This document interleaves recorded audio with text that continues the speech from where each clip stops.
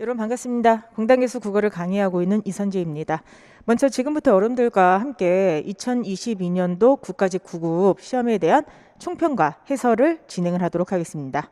이 2022년도 국가직 9급을 일단 보고 오신 여러분들 모두에게 정말로 고생 많으셨다고, 그리고 좋은 결과 있을 테니까 기다리시라고, 오늘 하루만큼은 좀 푹 쉬시라고 말씀을 드리고 싶습니다. 일단 이 총평과 해설은요, 이제 제한된 시간 안에 라이브로 촬영이 되는 것이기 때문에, 진행이 되는 것이기 때문에 좀 간략하게 좀 진행을 하도록 하고요. 해설은 아주 자세하게, 아주 상세하게 써가지고 강의와 함께 올라가게 될 것입니다. 그렇기 때문에 시간 관계상 조금 빨리 진행되는 그런 어떤 해설이 있다고 하더라도 여러분들 해설지를 보고 좀 참고를 해주셨으면 좋겠습니다.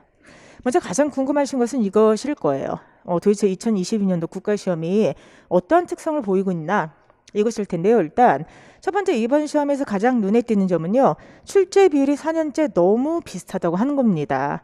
근데 이 비율이 이제 비슷한다는 것뿐만이 아니라 문제 유형도 굉장히 동일해요. 그러니까 제가 이제 항상 마지막에 혹시나 이번에 신유형이 나올까봐 약간 난도 있는 것도 준비를 해드리고 새로운 문제 유형도 좀 많이 풀게 하는데, 이번에는 문제 유형조차도 완전히 똑같이 이렇게 나왔습니다. 출제비율은 이따가 제가 뒤에서 5년치를 비교해서 말씀을 드리도록 하겠는데요. 그러니까 문법과 규범, 그리고 독해, 특히 독해가 가장 많이 나오죠. 그리고 문학이 4문제, 어휘한자 2문제, 4년 동안 거의 똑같이 나왔다는 특성을 가지고 있는데요.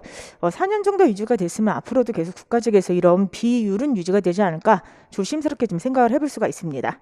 근데 이제 방금 말씀드렸던 것처럼 비율은 4년째 거의 똑같았는데 문제는 난도입니다.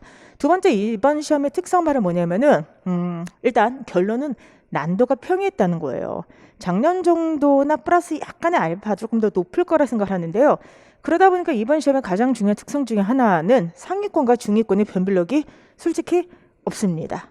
그럼 상위권과 중위권의 변별력이 없다라고 하면 이거는 어떤 결과를 나타내게 되냐 하면은, 사실 상위권 학생들 같은 경우는요, 마지막에 그쵸, 한 3-4문제나 4-5문제 오답률이 높은 문제에서 자신의 실력이 확 드러나게 되거든요. 그래서 아시겠지만 전체 평균이 만약에 70에서 75가 나온다고 하더라도, 만약에 전체에서 어려운 문제가 3문제나 4문제가 있다고 하면은 상위권은 금지를 치고 올라가게 되는 겁니다. 근데 이번에는요, 좀 이따 제가 구체적으로 문항별 난이도를 보여드리도록 하겠습니다.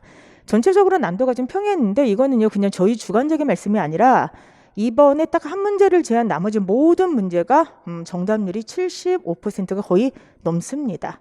자, 이것은 무슨 말이냐면, 한 문제를 펴놓고는요, 상위권이 사실 변별력을 가질 수 있는 문제가 출제가 안 되었다는 거거든요. 그 문제가 무엇인지 조금 이따가 보여드리도록 하고요. 근데 두 번째는 상위권에게는 좀 속상한 시험이었다 생각이 들어요. 근데 중위권 학생들에게는 사실 투자 대비 시간이나 효율성으로는 사실 가장 좋은 효과가 나오는 시험이 아닐까 생각을 합니다.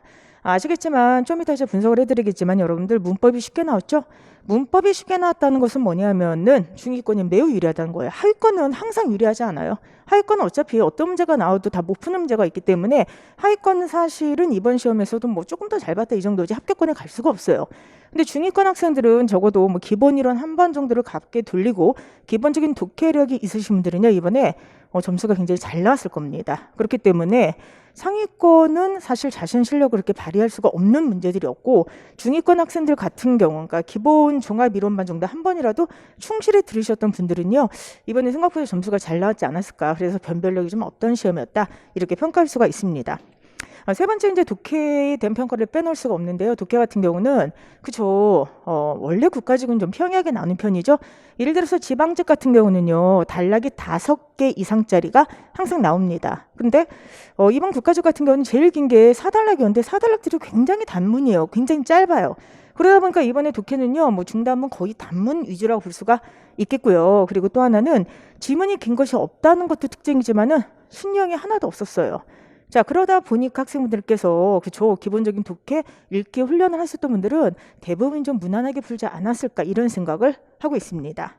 자, 그리고 특히나 이제 우리에겐 독해 산다가 있기 때문에 충분히 대비가 됐을 거라 생각을 합니다. 자, 이번에 국가시험의 4번째 특징입니다. 이건 정말 이런 경우가 그렇게 많지는 않은데요. 이번에 전 영역이, 문법뿐만이 아니라 전 영역이 기출문제 유형 중심이었어요. 근데 보통 문법 같은 경우는 보통 이제 기출에서 똑같이 나온다고 하잖아요. 그래도 사실은 문학에서는 지문까지도 기출에서 내진 않고, 특히나 고전 같은 데나 아니면 현대시에서 약간 낯선 걸 하나씩 껴서 넣게 되는데, 이번에 문학 질문도 근데 기출에서 나왔어요. 기출에서. 그러니까 폐강랭이라고 하는 그 이태준 소설 하나만 자 기출이 안 됐던 것이지 하다못해 시죠. 네 가지 다 기출이죠. 그 다음에 그 신동엽의 시 같은 경우도 기출이죠. 그죠? 그 다음에 여러분들 그죠 고전소설 구운몽도 아시겠지만 3년 전에 나왔던 그 작품에서 또 똑같이 나오게 되었어요. 죄송해요. 제가 장기침이 아직도 좀 끊어지지가 않아가지고요. 어쨌든 간에 그래서 이번 시험의 특성은 전 영역 기출 유형 중심이었습니다. 그렇기 때문에 저는 오히려 역으로 학생분들께서 독해의 중요성 제가 항상 강조를 하니까 그것을 말할 것도 없지만은 기출 문제 분석이 모든 시험의 근본이구나. 기출의 중요성을 다시 한번 깨닫게 되지 않았을까 이런 생각을 하고 있습니다. 자, 어쨌든 간에 전체적으로 여러분들 분석을 해드렸으니까 문항별 분석을 좀 보도록 하겠습니다.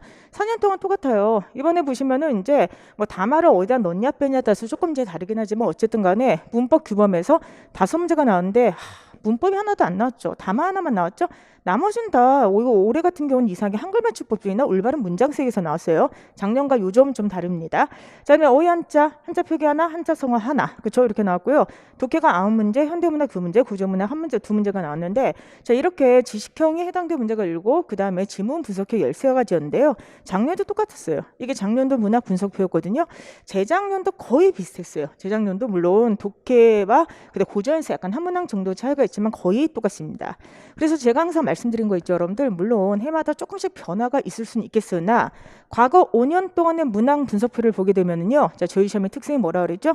독해가 제일 많이 나와. 그래서 제가 항상 말씀드리듯이 독해에 대한 기본적인 훈련과 준비를 안 하면 잘 볼 수가 없는 시험이고, 그리고 두 번째는 독해랑 문법 문제, 문법 규범 문제를 먼저 이렇게 틀을 좀 맞춰놓으라 그랬죠. 그리고 나머지 왔다 갔다 하는데 뭐 고조에 나올 수도 있고 어휘 한자가 더 나올 수 있겠지만 보시면은 대략적으로 어휘 한자가 2문제 정도, 그렇죠? 그 다음에 현대문학이 2문제에서 뭐 3문제 왔다 갔다 이렇게 나온다는 걸 알 수가 있습니다. 그래서 제가 과거 4년, 5년 동안 거의 문제의 출제 비율은 변함이 거의 없다. 이렇게 이제 말씀드렸던 거예요. 그런데 이제 문제는 뭐냐면은 난도예요. 자, 문항 출제 비율은 굉장히 비슷했는데 문제는 난도인데요. 작년도 시험이 역대급으로 쉬웠죠. 근데 작년도에 평균이 74.1이에요. 74.1이라고 하는 거는 이게 전체 평균이야. 그러니까 이제 국어에 대해서 아무것도 모르고 가서 문제를 풀었던 사람들도 대충 이 정도 맞을 수 있다는 거죠. 자, 그 다음에 상위권은 90이야. 상위권 점수가 90점대로 올라갔다는 건 뭐냐면은 거의 다 맞는다는 뜻이에요. 자, 이렇게 나왔는데 올해는 그럼 어떻게 나올 것인가? 올해는 아직 정확하게 최종 결과는 안 나왔어요. 지금 그 결과를 이제 받아들고 기다리다 이렇게 왔는데 아직까지는 최종적으로 나오지 않았지만 대략적인 겁니다. 조금씩 변동이 있을 거예요. 근데 이제 놀라운 것은 상위권의 평균이에요. 상위권 점수가 그죠? 95점입니다. 오히려 작년보다도 조금 더 올라갔어요. 왜 그러냐면은 작년도는 오답률 5위 안에 든 문제 중에서요. 그 세 문제가 어쨌든 60%대가 있었어요. 그렇죠? 그렇죠. 하나가 이제 2개가 30%였고. 근데 올해 같은 경우는 상위권은 한 문제 틀릴까 말까 한다는 뜻이에요. 운 좋으면 다 맞고 아니면 한 문제 왔다 갔다 한다. 근데 왜 이렇게 상위권 점수가 더 올라갔느냐? 그거는 이번에 그 최고 난도 문항의 특성을 보면 알 수가 있습니다. 최고 난도 문항이 지금 쭉 나오게 되는데요. 여러분들이 이게 거의 1차거든요. 자, 이번에 그 최고 난도 가장 어려운 문제 1위는 16번에 있는 한자 문제입니다. 그 해결 나왔던 거 있죠. 여러분들 해결 만족이고 나왔는데 한자가 정답률 보세요. 처참합니다. 20%인데요. 20%라고 하는 것은요. 거의 다 대부분의 학생들이 이거는 상위권 학생들조차 다 한자 공부를 손을 놓고 있다는 뜻이죠. 그냥 찍었다는 거예요. 기도하면서 찍었다는 겁니다. 자, 그러면은 작년 같은 경우는요. 한자 문제 다음에 오답률 2위, 3위 문제가 얘가 만약 20%면 얘는 30%, 얘는 50%, 얘는 60% 이렇게 나와 있었거든요. 그러니까 20, 30, 50 이런 식으로 나왔기 때문에 그래도 적어도 좀 약간 변별력 있는 문제가 2, 3문제는 있었다. 이렇게 이제 볼 수가 있습니다. 근데 올해 문제는 어떻게 나왔냐? 자, 한자가 지금 20%죠? 사이시어시 문제가 2위예요. 이게 2위인데 73%야. 중간에 어려운 문제가 없었다는 거예요, 여러분들. 사이시험 문제가 난 2위가 된 걸 보고 너무너무 놀랐어요. 이거는 뭐냐? 그냥 공부 하나도 안 하고 들어간 학생들이 그렇게 많다는 것이죠. 사이시험은 기본 종합반만 보더라도, 그죠? 듣더라도 다들 맞을 수 있었던 문제. 또 나는 이번에 원문 해석 문제 나왔지 않습니까? 적용 문제. 그거 얼마나 강조했습니까? 그걸 모르더라도 할 수 있겠지만 멍멍 뭐예요? 이거 하나만 알아도 사실 풀 수가 있었던 문제였어요.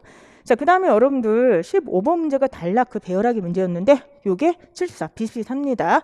자, 내용 추론 문제 10번 문제가 79번 문제, 그 다음에 배열하기 문제 또 하나 있었죠. 80번. 근데 사실은 여러분들 보통 우리가 오답률 3위는 조심하세요, 2는 조심하세요라고 해야 돼. 원래는 해야 되는데 이번에는 이게 지금 제 주관적인 평가가 아니잖아요. 여러분들 객관적으로 여러분께서 입력한 거의 일치하거든요.